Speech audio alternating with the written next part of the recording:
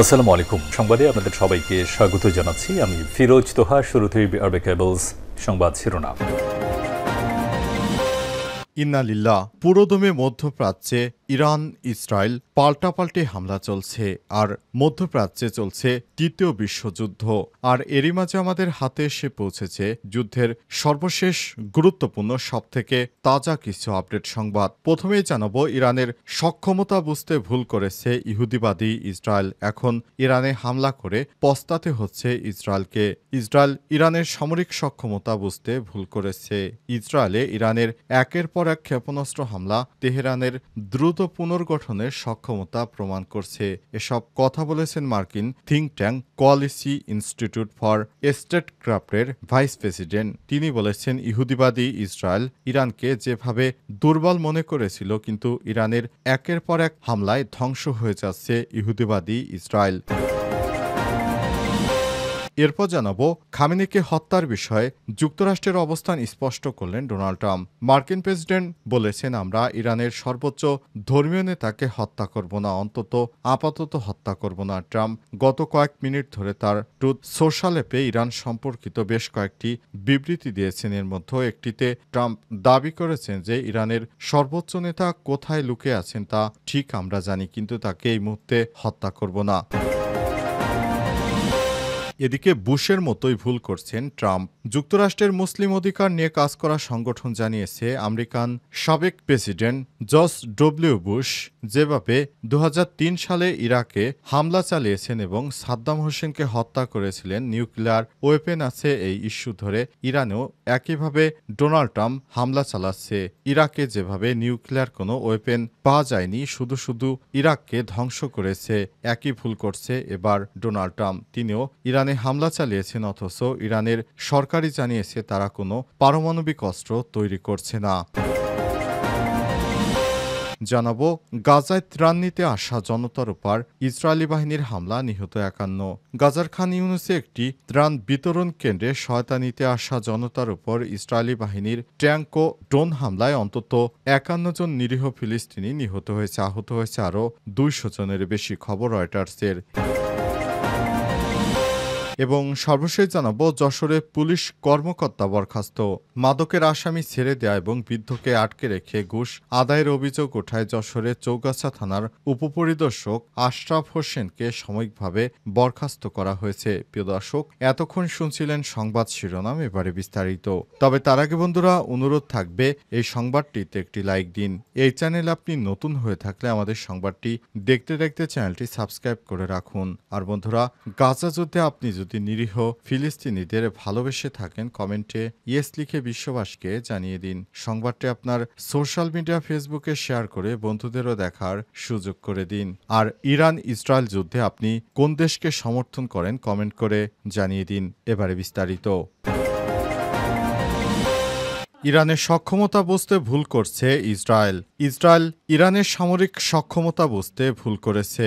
ইসরায়েলে ইরানের একের পর এক ক্ষেপণাস্ত্র হামলা তেহরানের দ্রুত পুনর্গঠন সক্ষমতাই প্রমাণ করছে। সব কথা বলেছেন মার্কিন think tank Quincy institute for responsible statecraft vice president Trita Parsi. তার কথায়, ইসরায়েল ধারণা করেছিল তারা ইরানে যেভাবে তাদের নেতৃত্বকে হত্যা করেছে, ভেঙে দিয়েছে সবকিছু, কিন্তু বাস্তবে তা খুব দ্রুতই পুনর্গঠিত হচ্ছে। পার্সি মার্কিন সংবাদ মাধ্যম সিএনএনকে বলেছেন, তারা ইসরায়েলি ইরানের পুনর্গঠনের সক্ষমতাকে অবমূল্যায়ন করছে। তারা ভেবেছিল ইরানের কমান্ডো ও নিয়ন্ত্রণ ব্যবস্থা ভেঙে দিয়েছে, কিন্তু তা খুব দ্রুতই পুনর্বিন্যস্ত হয়েছে। তিনি আরও বলেছেন, আমরা এখন যা করছি তা হলো ইরানি ক্ষেপণাস্ত্রগুলো ইসরায়েলের প্রতিরক্ষা ব্যবস্থার সব স্তর ভেদ করে প্রবেশ করছে।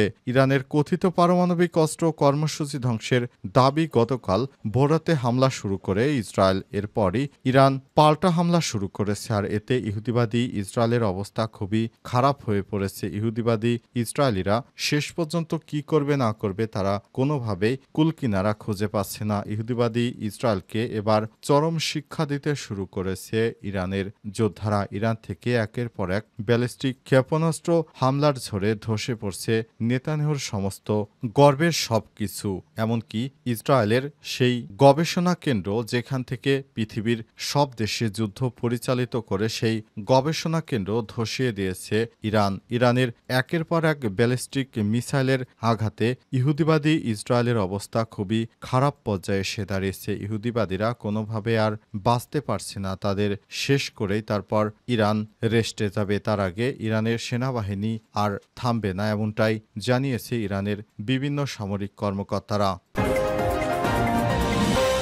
খামেনিকে হত্যার বিষয়ে যুক্তরাষ্ট্রের অবস্থান স্পষ্ট করলেন ডোনাল্ড ট্রাম্প। মার্কিন প্রেসিডেন্ট ডোনাল্ড ট্রাম্প বলেছেন, আমরা ইরানের সর্বোচ্চ ধর্মীয় নেতা আয়াতুল্লাহ আলী খামেনিকে হত্যা করব না, অন্তত আপাতত নয়। ট্রাম্প গত কয়েক মিনিট ধরে তার ট্রুথ সোশ্যাল অ্যাপে ইরান সম্পর্কিত বেশ কয়েকটি বিবৃতি দিয়েছেন। তার মধ্যে একটিতে ট্রাম্প দাবি করেছেন যে ইরানের সর্বোচ্চ নেতা কোথায় লুকিয়ে আছে তা ঠিক তারা জানতে পেরেছে। ট্রাম্প আরও বলেন, তিনি একটি সহজ লক্ষ্য, কিন্তু সেখানে নিরাপদ। আমরা তাকে বের করে হত্যা করব না, আপাতত নয়। তিনি আর বলেছেন, কিন্তু আমরা বেসামরিক নাগরিক বা আমেরিকান সৈন্যদের উপর ক্ষেপণাস্ত্র নিক্ষেপ চাই না। আরেকটি পোস্টে ট্রাম্প তার সব ক্যাপিটাল অক্ষরে লিখেছেন, নিঃশর্ত আত্মসমর্পণ। তবে ট্রাম্পের এসব মন্তব্যের বিষয়ে তেহরানের কাছ থেকে তাৎক্ষণিকভাবে কোনো প্রতিক্রিয়া পাওয়া যায়নি। এর আগে মার্কিন প্রেসিডেন্ট ডোনাল্ড ট্রাম্প আরও বলেছেন, ইরানের কাছে এখন ইরানের আকাশ সম্পূর্ণ আমাদের নিয়ন্ত্রণে। যদিও মার্কিন বাহিনী সরাসরি যুদ্ধে অংশগ্রহণের ঘোষণা দেয়নি, তবে বিবৃতিতে তিনি বলেছেন, আমরা বলে কাদের কথা উল্লেখ করতে তাই স্পষ্ট নয়। সোশ্যাল মিডিয়া পোস্টে ট্রাম্প লিখেছেন, ইরানের কাছে ভালো স্কাই ট্রাকার এবং অন্যান্য প্রতিরক্ষামূলক সরঞ্জাম ছিল এবং প্রচুর পরিমাণ ছিল, কিন্তু আমেরিকার কল্পনা এবং তৈরি জিনিসপত্র এর সাথে তুলনা হয় না। এটি ইরানের আকাশ নিজেদের নিয়ন্ত্রণের দাবি করেছিল ইসরায়েল। এ সময় যুক্তরাষ্ট্র ইরানের আকাশকে নিজেদের নিয়ন্ত্রণে নিয়েছে এমন দাবি করেছেন ট্রাম্প। বুশের মতো ভুল করছে ডোনাল্ড ট্রাম্প। যুক্তরাষ্ট্রের মুসলিম অধিকার নিয়ে কাজ করা সংগঠন council on American Islamic relations CIR president Donald ট্রাম্পের সাম্প্রতিক মন্তব্যের কঠোর সমালোচনা করেছেন। সংগঠনটি অভিযোগ করেছে, ইরান যুদ্ধের জন্য ট্রাম্প নিউক্লিয়ার অস্ত্র ইস্যুক অজুহাত হিসেবে ব্যবহার করেছেন, ঠিক যেমনটি করেছিলেন সাবেক প্রেসিডেন্ট জর্জ ডব্লিউ বুশ 2003 সালে ইরাকের বিরুদ্ধে। CNI এর এক বিবৃতিতে জানানো হয়েছে, প্রেসিডেন্ট ট্রাম্প জর্জ বুশের সেই পুরনো ভুলগুলো আবার করছেন। যেমন ইরাকের কাছে গণবিধ্বংসী অস্ত্র ছিল না এবং তারা এমন অস্ত্র তৈরিও করছিল না, তেমনি ইরানও পারমাণবিক অস্ত্র রাখছে না এবং এমন কিছু করছে না। সংগঠনটি ট্রাম্পের তেহরানবাসীর জন্য অত্যাবশ্যকীয় সরিয়ে নেওয়ার আহ্বানকে কঠোরভাবে নিন্দা জানায় এবং এটিকে সম্ভাব্য যুদ্ধের প্রেক্ষাপট তৈরির চেষ্টার অংশ বলে উল্লেখ করেছে। এদিকে ডোনাল্ড ট্রাম্প জানিয়েছেন, তিনি ইরানের সঙ্গে কোনো যুদ্ধবিরতির পক্ষে নন, বরং ইরানের পরমাণু ইস্যুর একটি স্থায়ী বাস্তব সমাধান চান। তিনি কানাডায় অনুষ্ঠিত G7 সম্মেলন থেকে আগেভাগে ওয়াশিংটন যুক্তরাষ্ট্রের উদ্দেশ্যে রওনা হওয়ার পথে এয়ারফোর্স ওয়ানে সাংবাদিকদের সঙ্গে আলাপকালে তিনি এই মন্তব্য করেছেন। ট্রাম্প আরও বলেছেন, আমি কখনোই যুদ্ধবিরতির কথা বলিনি, আমি চাই পুরোপুরি একটি সমাপ্তি, অর্থাৎ পরমাণু অস্ত্রের সম্পূর্ণ ত্যাগ। যুক্তরাষ্ট্রের মধ্যপ্রাচ্য দূত স্টিভ উইটকফ এবং ভাইস প্রেসিডেন্ট জেডি ভ্যান্সকে ইরানের সঙ্গে আলোচনার জন্য পাঠানো হতে পারে কিনা এমন প্রশ্নে ট্রাম্প বলেছেন, হয়তো পাঠাবো, তবে সেটা নির্ভর করছে আমি ফিরে গিয়ে কি দেখতে পাই তার উপর। তিনি আরও দাবি করেন, ইরান প্রায় পরমাণু অস্ত্র বানানোর কাছাকাছি পৌঁছে গেছে। যদিও মার্কিন জাতীয় গোয়েন্দা বিভাগের পরিচালক তুলসী গ্যাবার্ট মার্চ মাসে কংগ্রেসের দেওয়া সাক্ষ্যে বলেছিলেন, ইরান এমন কোনো কার্যক্রমে লিপ্ত নয়। তারপরও ডোনাল্ড ট্রাম্প এমন কুরুচিপূর্ণ কথা বলে ইরানের উপর ব্যাপক হারে হামলার সমর্থন যোগাচ্ছে। গাজায় ত্রাণ নিতে আসা জনতার উপর ইসরায়েলি বাহিনীর হামলা, নিহত 51।